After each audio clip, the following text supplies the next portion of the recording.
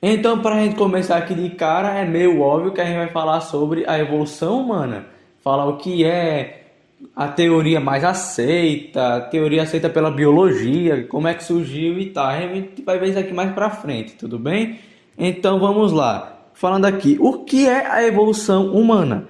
A evolução humana é uma teoria que indica que o processo evolucionário se iniciou com as primeiras formas de vida até atingir o estágio atual do desenvolvimento humano, o Homo sapiens.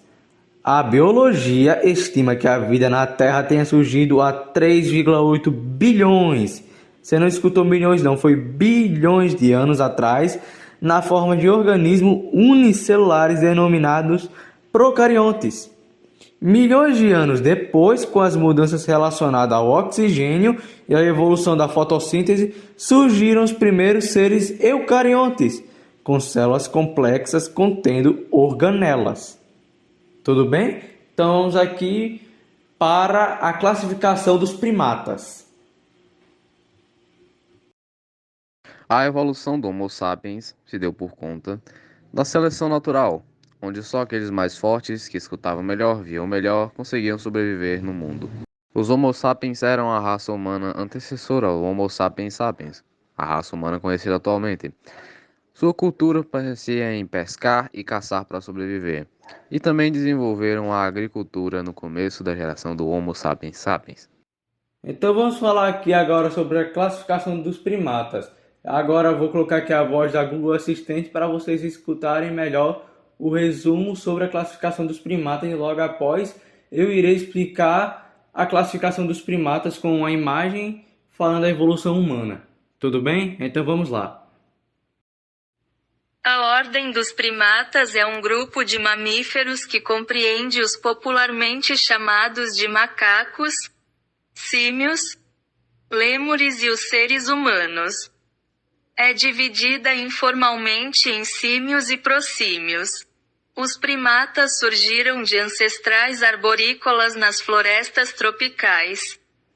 Muitas das características dessa ordem são adaptações a esse modo de vida. Entretanto, alguns primatas são parcialmente arborícolas. Ordem dos primatas divide-se em duas subordens. Strepsirrhines, que inclui os lêmures e os lores, e Aplorhini, que inclui aos tarsiformes, os símios e os humanos. Então vamos aqui falar da classificação dos primatas.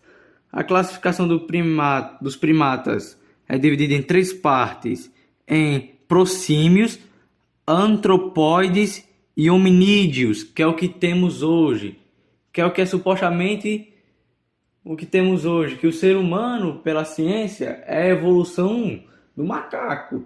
Mas vamos focar aqui, ó. Os prosímios são lêmures e lores e társios. Aí agora os antropóides, que já são mais parecidos com a gente, mais parecidos, são nossos parentes, que são os macacos do Novo Mundo, macacos do Velho Mundo, gibões, orangotangos, gorilas, chimpanzés e hominídeos. Eles também se classificam como hominídeos. Aqui temos uma tabelinha tudo montada, tudo bem direitinho. Se quiser tirar um print aí, pode ficar à vontade, tirar uma foto, fica a seu critério. O bipedalismo é derivado da palavra bípede. Surgiu em algumas espécies, no caso dos Homo sapiens. Foi utilizado para deslocar grandes distâncias com o mínimo de energia gasta. Também possibilita a espécie a correr em velocidades maiores do que o normal. Além disso, também possibilita a espécie a utilizar outras Vamos tarefas. falar aqui sobre o período neolítico. O período neolítico, que vem do grego neos, novo, e litos, pedra, pedra nova, conhecido também como período da pedra polida. É o período histórico que vai aproximadamente do 10º milênio antes de Cristo, com o início da sedentarização e o surgimento da agricultura ao 3º milênio antes de Cristo, dando lugar à Idade dos Metais. Não se aplica à pré-história americana, subsaariana nem oceânica. O período neolítico viveu cerca de 10.000 a 3.000 a.C. As primeiras aldeias eram criadas em proximidade de rios, de modo a usufruir da terra fértil e água para seres humanos e animais. Também nesse período começou a domesticação de animais, como cabra, bois, cachorros, dromedários, entre outros animais. O trabalho passa a ser dividido entre homens e mulheres. Os homens cuidam da segurança, caça e pesca, enquanto as mulheres plantam, colhem e cuidam dos filhos. A disponibilidade de alimentos permite também às populações o aumento do tempo de lazer e a necessidade de armazenar os alimentos e as sementes para cultivo leva à criação de peças de cerâmica, que vão gradualmente ganhando fins decorativos. Com a criação de animais e a agricultura, o homem sentiu necessidade de fixar a um lugar, assim deixando seus antepassados e foi evoluindo. Que, por exemplo, no período paleolítico, o homem era nômade, ele vivia de um lugar para outro e não tinha lugar fixo para se viver. Continuando, surgiram assim as primeiras aldeias, normalmente junto ao próximos dos grandes rios como o Nilo, Eufrates, Tigre ou Jordão, devido à necessidade de água para negar e fertilizar os campos. Por volta de 6.000 a 5.000 a.C., o metal começou a ser empregado em algumas aldeias e inicialmente passou-se a produzir o cobre e posteriormente o ferro. Com isso desenvolveu-se uma rústica prática de siderurgia, impulsionando o desenvolvimento da prática do artesanato e a facilitação da prática da agricultura. A defesa contra grupos opositores também ganhou força com as novas armas desenvolvidas a partir dos metais.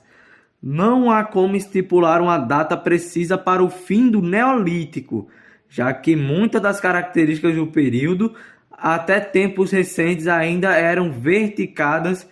Mesmo a adoção da escrita como possível marco divisor para controvérsias, pois coloca a inversão da escrita como uma causa de mudanças socioeconômicas, quando possivelmente teria sido uma consequência de longos processos históricos.